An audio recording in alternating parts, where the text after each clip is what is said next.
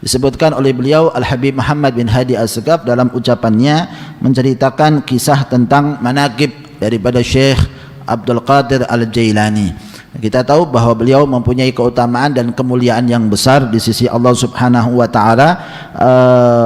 Dikisahkan oleh beliau bahwa ada 40 orang pencuri.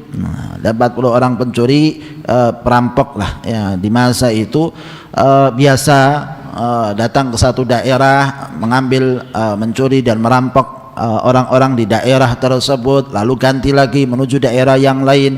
Semacam itu dilakukan oleh mereka. Pada satu saat jalan di satu tempat, di satu daerah, mereka ini mau menginap, nggak ada tempat untuk menginap. Tanya orang-orang, ada ribat, ya ribat miliknya Syekh Abdul Qadir Al-Jailani. Maka mereka pun datang ke tempat tersebut. Ya sudah, gimana ini? Ya, kita ngaku saja sebagai thalabatul ilm. Ya, kita mengaku saja bahwa diri kita sebagai thalabatul ilm, sebagai para penuntut ilmu, datang kepada ma'had rubat tersebut untuk mengaku diri mereka sebagai thalabatul ilm supaya bisa menginaplah di tempat mereka. Karena kita tahu bahwa ma'had kan tempat-tempat mereka besar, ada kamar-kamar, ada ruang-ruang, sehingga mereka bisa tidur di tempat itu. Datanglah, ketuk ke rubat tersebut, ditanya siapa? Oh, kita kelompok daripada thalabatul ilm, ada 40 orang kita ini. Karena ngaku sebagai thalabatul ilm, dibuka, dipersilahkan untuk masuk. Ditunggu sampai malam.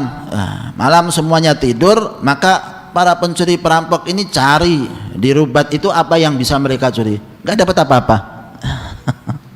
Ya namanya santri lah, santri dapat apa? Cari, nggak ada sesuatu di tempat tersebut yang bisa mereka curi. Ya sudahlah, kita mau keluar sajalah. Nah, mereka ketika mau keluar, mereka berwudu. Ya, mereka berwudu terlebih dahulu, keluar ke masyarakat, mau ngambil mencuri yang ada di masyarakat di daerah sekitar rubat tersebut. Mereka keluar. Ketika mereka keluar untuk cari, juga nggak dapatkan sesuatu. Apa yang bisa mereka curi? Ya ini karamah, sesuatu yang luar biasa pada Syekh Abdul Qadir Al-Jailani.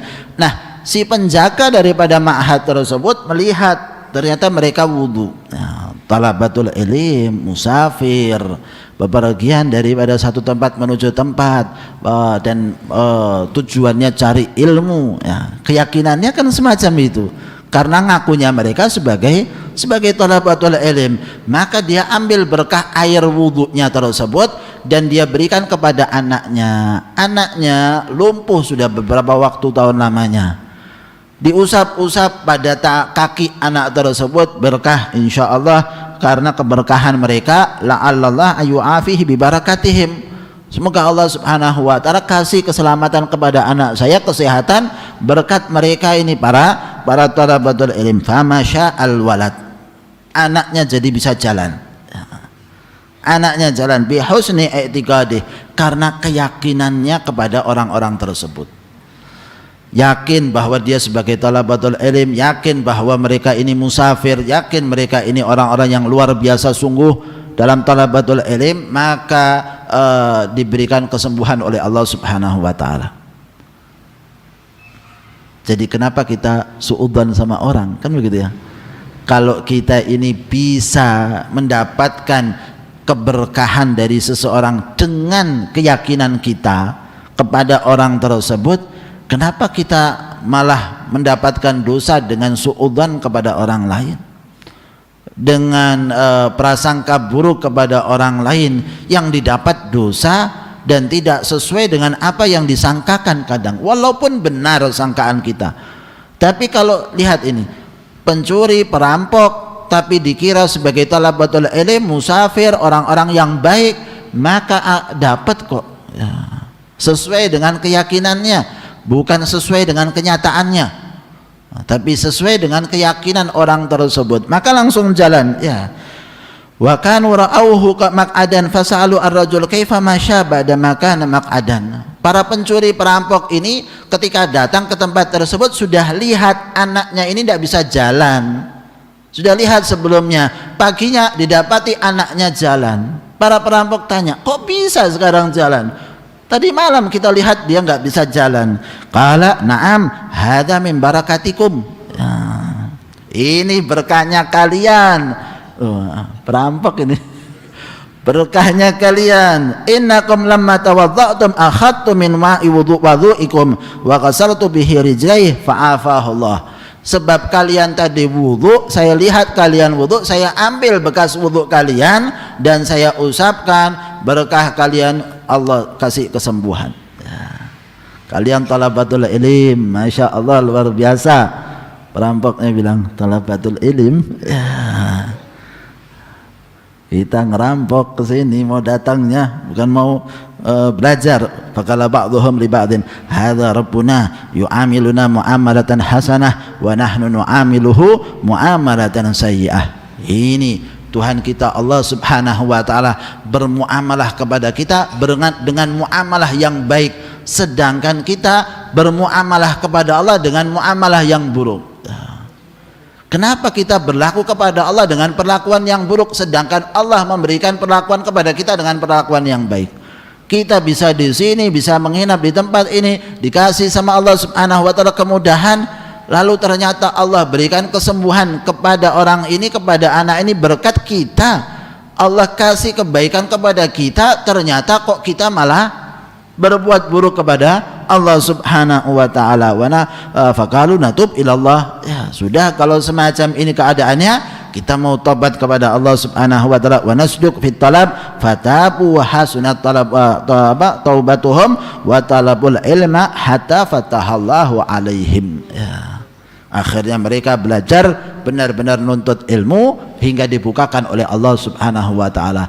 Apa itu? Perampok 40 jadi talabatul ilim, jadi alim. Berkat siapa? Syekh Abdul Qadir Al-Jailani. Ini orang-orang aulia salihin, orang-orang yang besar di sisi Allah Subhanahu wa taala. Keberadaan mereka itu merubah segala sesuatu. Anda bisa dapati merubah entah di dunia, entah nanti di akhirat. Merubahnya itu benar-benar merubah. Kalau entah di dunia orang itu akhirnya jadi taubat, akhirnya kembali ke jalan yang benar sebagaimana disebutkan dalam kisah, atau nanti kelak nanti di yaumil qiyamah yang tadinya penghuni neraka jadi penghuni surga. Itu karamah yang luar biasa mereka.